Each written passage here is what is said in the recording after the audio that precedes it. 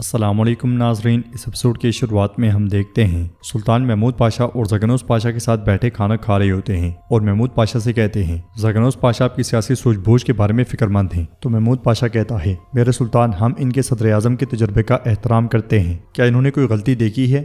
تو سلطان کہتے ہیں ان کا طریقہ براہ راست بات کرنا ہے اور آپ کا طریقہ استعارے کی مہارت ہے، لیکن چونکہ وہ شہاب الدین پاشا کے معاملے میں مظلوم ہے تو اس لیے یہی منصفانہ ہے کہ آپ کے طریقے پہ عمل کیا جائے۔ محمود پاشا کہتا ہے میرے سلطان، آپ جانتے ہیں کہ شہاب الدین پاشا نے بلغراد کی شکست کو زگنوس پاشا پر کیسے ڈالنے کی کوشش کی تھی، اس لیے زگنوس پاشا کی واپسی نے مجھے تھوڑا پریشان کیا، اگرچہ وجہ شہاب الدین ہے۔ سلطان کہتے ہیں تو زگنوس کی واپسی نے کیوں پریشان کیا؟ محمود پاشا کہتا ہے میرے سلطان، جو ایک بار غلطی کرتا ہے وہ دوبارہ بھی کر سکتا ہے۔ شہاب الدین پاشا شاید اپنی غلطی کو چھپانے کے لیے زگنوس پاشا کو پھنسانا چاہتے تھے۔ سلطان کہتے ہیں کیا ریاست کے معاملے صرف شک و گمان کی بنیاد پر دیکھے جاتے ہیں؟ جواب میں محمود پاشا کہتا ہے آپ جانتے ہیں ریاست کے معاملات میں احتیاط بھروسے سے پہلے آتی ہے، میں بھی اسی وجہ سے ایسی احتیاط کرنا چاہتا تھا۔ میں نہیں چاہتا تھا کہ ان مشکل دنوں میں ہمارے درمیان کوئی اختلاف ہو۔ اللہ کا شکر ہے کہ میری امید پوری ہوئی، آخرکار پاشاؤں کے درمیان اتحاد ہوا۔ سلطان کہتے ہیں اگر زگنوس پاشا نے شہاب الدین کا خون بہایا ہوتا تو پھر یہ اتحاد کیسے ہوتا؟ محمود پاشا کہتا ہے یہ زگنوس پاشا کے اتحاد کے شعور سے واقف نہ ہونے کی وجہ سے ممکن نہیں ہو سکتا تھا میرے سلطان، کیونکہ زگنوس پاشا ایک تجربے کار پاشا ہیں جو ریاست کے لیے اپنے نفس کو کچل سکتے ہیں۔ سلطان زگنوس پاشا سے کہتے ہیں پاشا آپ نے کچھ کہنا ہے؟ تو زگنوس پاشا کہتے ہیں ہمارے پاشا نے اپنے عہدے کے مطابق ایک تدبیر دیکھی ہے میرے سلطان، جب آپ نے انہیں درست کہہ دیا ہے تو ہمارا اے اللہ کہہ کر قبول کرنا ہی مناسب ہے۔ یہ سنتے ساتھ ہی سلطان روٹی اٹھاتے ہیں اور دو ٹکڑے کر کے دونوں کو ایک ایک دیتے ہیں، پھر کہتے ہیں اب ہم بہادر پاشا سے آنے والی معلومات کے مطابق حرکت کریں گے۔ زگنوس پاشا پوچھتے ہیں میرے سلطان انشاءاللہ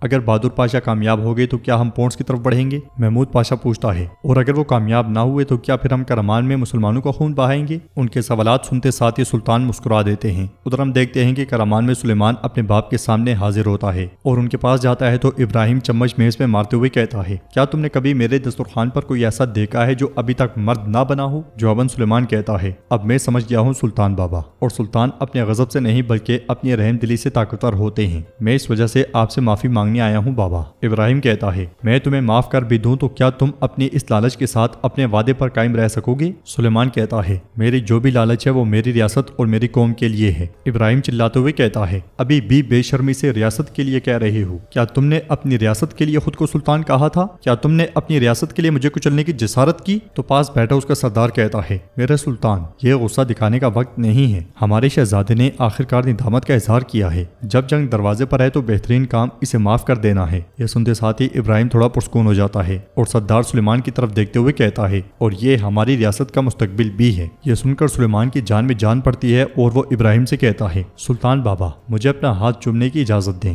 مجھے اتنا لطف تو بخشیں۔ ابراہیم کہتا ہے میں تمہیں معاف کرتا ہوں تاکہ لوگ نہ کہیں کہ میں نے جنگ سے پہلے اپنے بیٹے کو مار ڈالا۔ یہ کہتے ساتھ ہی ابراہیم ہاتھ آگے بڑھا دیتا ہے اور سلیمان اسے چوم لیتا ہے۔ ابراہیم کہتا ہے لیکن صرف ابھی کے لیے، جنگ کے بعد تم سے حساب لیا جائے گا۔ ابراہیم کے اشارے پر سلیمان عجیب منہ بناتے ہوئے چلا جاتا ہے۔ ادھر ہم دیکھتے ہیں کہ اسلام بول کے باورچی خانے میں خواتین کھانا بنانے میں مصروف ہوتی ہیں۔ دائیا گلپری سے کہتی ہے ہمارے شہزادے کا سوپ تیار ہے۔ گلپری سوپ کے پاس جاتی ہے اور وہاں موجود خواتین کو ایک ایک کام بتاتے ہوئے بھیج دیتی ہے۔ موقع ملتے ساتھ ہی وہ انگوٹھی میں سے زہر سوپ میں ملا دیتی ہے، مگر وہاں پہ آنے والی گلشا اسے دیکھ جاتی ہے اور اس کی جانب بڑھتے ہوئے کہتی ہے کیا وہ بولتے ہوئے سوپ میں کوئی نمک ڈالتا ہے گلپری خاتون؟ گلشا کو دیکھ کر گلپری ایک دم سے سوپ اٹھا کے آگے بڑھتی ہے اور گرا دیتی ہے۔ گلشا گلپری کے کپڑوں میں سے انگوٹھی نکالتی ہے اور اسے دیکھنے لگ جاتی ہے، پھر کہتی ہے یہ خوبصورت ہے، کہیں یہ ہمارے شہزادے کے لیے تو نہیں ہے؟ پہلے ان انگوٹھیوں میں زہر ڈالا جاتا تھا، کیا تم نے اب بھی وہی روایت جاری رکھی ہوئی ہے گلپری؟ کیا تم جانتی ہو؟ مگر اس کے باوجود گلپری کے چہرے پر کوئی خوف ڈر دکھائی نہیں دیتا۔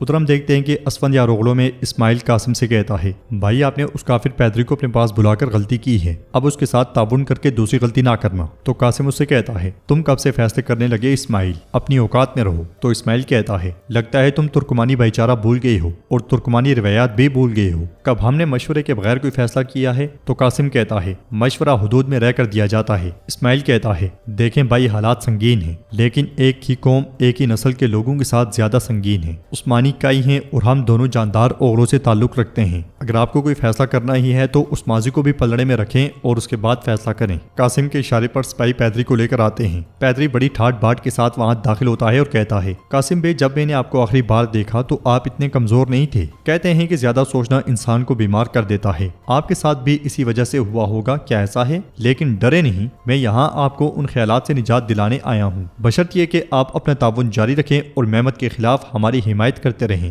اسماعیل کہتا ہے، ہم کافروں کے ساتھ تعاون نہیں کرتے۔ یہ سن کر پیدری کہتا ہے، آپ قاسم کے بھائی ہوں گے، کیا میں صحیح کہہ رہا ہوں؟ لگتا ہے آپ کے بھائی نے آپ کو ہمارے پچھلے تعاون کے بارے میں نہیں بتایا۔ مثال کے طور پر محمود پاشا پہ ہم نے چگات لگائی تھی، یا یہ کہ ہم نے اس خوبصورت بچے شہزادے باعزید کو زخمی کیا تھا۔ تو قاسم کہتا ہے، وہ حکمت عملی اسی دن کے لیے تھی، اس سے آگے کچھ نہیں۔ پیدری کہتا ہے، کیا آپ کو یقین ہے؟ تو پھر میں آپ سے پوچھتا ہوں، آپ کے خیال میں پونس کی طرف بڑھنے کے بعد محمد آپ کو چھوڑ دے گا یا آپ کی طرف بھی بڑھے گا؟ اچھا، آپ خاموش ہیں، مجھے میرا جواب مل گیا۔ آپ کے لیے ہماری پیشکش یہ ہے، اگر آپ پوپ کے بحری بیڑے کو گزرنے میں مدد کرتے ہیں تو ہم محمد کو وہ نہیں بتائیں گے جو ہم نے کیا ہے۔ بصورت دیگر آپ بہتر جانتے ہیں، آپ کے پاس سوچنے کا وقت ہے، لیکن زیادہ نہیں، احترام کے ساتھ۔ یہ کہتے ساتھ ہی پیدری پلٹ جاتا ہے۔ اسماعیل کہتا ہے، آپ کھل کر پونس کی حمایت کر کے محمد کو اپنے خلاف کرنے کا نہیں سوچ رہے ہیں نا بھائی؟ مگر قاسم کہتا ہے، پیدری نے جو کہا ٹھیک کہا، جب ایک نیا نظام بن رہا ہو تو ہم اس سے باہر نہیں رہ سکتے۔ اسماعیل کہتا ہے، کیا کافر کے ساتھ ہاتھ ملانا نظام ہے؟ قاسم کہتا ہے، نہیں، کھیل سے باہر نہیں رہنا،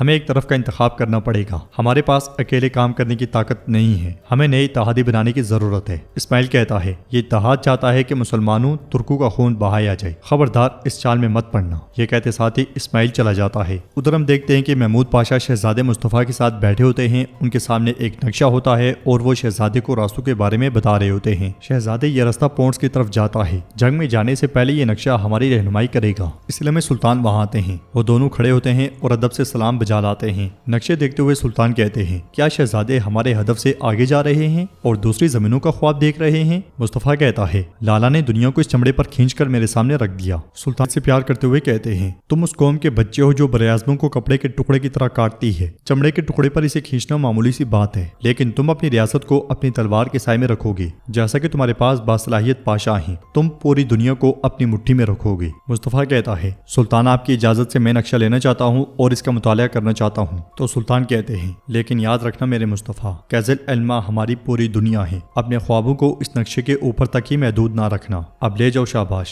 یہ سنتے ساتھ ہی مصطفیٰ نقشہ لیتا ہے اور چلا جاتا ہے۔ سلطان محمود پاشا کے ساتھ بیٹھ جاتے ہیں۔ محمود پاشا کہتا ہے، شہزادے مصطفیٰ ایک چنار کے درخت کی مانند ہے جس کا سایہ دنیا پر چھا جاتا ہے۔ یہ سن کر سلطان کہتے ہیں، بیج تو ہمارا ہوتا ہے، لیکن اصل مہارت ان کی ہوتی ہے جو اسے پانی دیتے ہیں اور جو اس کی دیکھ بھال کرتے ہیں۔ یہ سن کر محمود پاشا کہتا ہے، میرے سلطان، آپ نے اپنے شہزادے کو میری امانت میں نہیں دیا، بلکہ آپ نے مجھے ایک خواب دیا ہے۔ انسان اولاد اس لیے چاہتے ہیں تاکہ اپنے بعد کسی کو پیچھے چھوڑ جائیں، تاکہ ان کے بچے ان کے خوابوں کو زندہ رکھیں۔ میرے رب نے مجھے اپنے خون سے بچہ نصیب نہیں کیا، لیکن مجھے اس راہ پر ایک بچہ نصیب ہوا جس پر میں چل رہا ہوں۔ اگر اس فانی دنیا میں میری ایک خواہش ریاست کی بھلائی ہے تو دوسری میرے مرنے سے پہلے شہزادے مصطفیٰ کو کامیاب ہوتے دیکھنا ہے۔ سلطان کہتے ہیں، یہ مت کہیں پاشا، آپ اس کے پاس ہی کھڑے ہوں گے تاکہ میرا مصطفیٰ بلا جھجک اپنے راستے پر چل سکے، ابھی بہت دن دیکھنے ہیں، موت کا ذکر نہ کریں۔ یہ کہتے ساتھ ہی سلطان چلے جاتے ہیں۔ پونس میں کومینوس کے سپاہی توپے لگا رہے ہوتے ہیں اور کومینوس کہتا ہے، دیواروں کو مضبوط کرو، اگر ضروری ہو تو پونس میں موجود تمام مردوں کو کام پر لگا دو۔ یورگو کہتا ہے، جناب ہم چاہیں انہیں کتنا ہی مضبوط کر لیں، یہ واقعی مشکل ہونے جا رہا ہے، یہاں تک کہ قسطنطنیہ کی دیواریں بھی محمد کا مقابلہ نہیں کر سکی۔ تو کومینوس کہتا ہے، ہم اپنی منجنیقوں سے مزاحمت کریں گے یورگو، میں اس مدد کا انتظار کر رہا ہوں جو پوپ نے بھیجی ہے، جو بحری فوج اور جو ہتھیار آئیں گے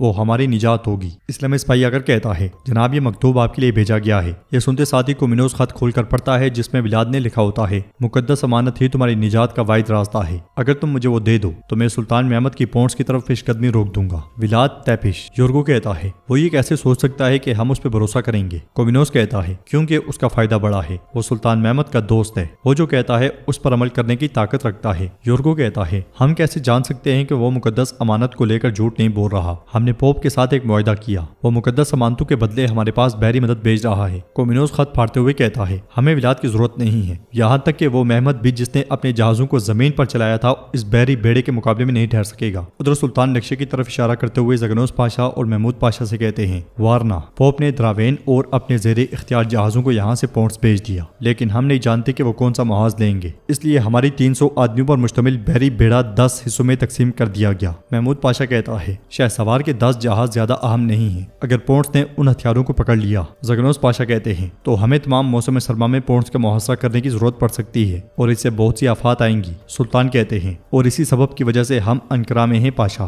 لیکن بہادر پاشا کے ساتھ مل کر ہم نے ایک سخت منصوبہ بنایا ہے۔ بحر اسود کا پانی سیاہ ہے لیکن ہماری آنکھیں ستارہ ہیں۔ کافر چاہے جتنی بھی تیزی کے ساتھ چلے، ہماری سانس اور طاقت انہیں پکڑنے کے لیے کافی ہے۔ سلطان کے الفاظوں کے ساتھ ساتھ ہمیں ساتھ میں مناظر بھی دکھائے جاتے ہیں جہاں پہ دراوین جستنیانی 10 جہازوں کے ساتھ بحر اسود سے آگے بڑھ رہا ہے، مگر بہادر پاشا ایک بڑے بحری لشکر کے ساتھ اس کے سامنے ہیں۔ سلطان کی آواز گونجتی ہے، ہمارا ہر چراغ ایک آنکھ ہے اور ہر فانوس ایک دل، ہماری آگ جو رات کو دن میں بدل دیتی ہے ان سب کو جلا دے گی۔ اگلے ہی لمحے بہادر پاشا کے حکم پہ توپیں چلا دی جاتی ہیں جس کی وجہ سے کافروں کے جہازوں میں ایک بڑی تباہی ہوتی ہے، کئی سمندر میں ہلاک ہو جاتے ہیں، سوراخوں میں سے پانی اندر گھسنا شروع ہو جاتا ہے۔ بہادر پاشا سپاہیوں سے کہتا ہے مجھے سلطان کے سامنے مایوس نہ کرنا اور سلطان کو ریاست کے سامنے مایوس نہ کرنا۔ شاباش بہادرو شاباش۔ سامنے دراوین اٹھتے ہوئے سپاہیوں سے کہتا ہے توپوں کو نشانہ بناؤ اور جہاز کو مت چھوڑنا۔ کمانڈر بھی کہتا ہے تمام جہاز تیار ہو جائیں، ہم مل کر انہیں بھگا دیں گے۔ تو دراوین کہتا ہے ایسا مت کرو، مگر کمانڈر کہتا ہے ہمیں یہی کرنا ہوگا، وہ مزید آئیں گے،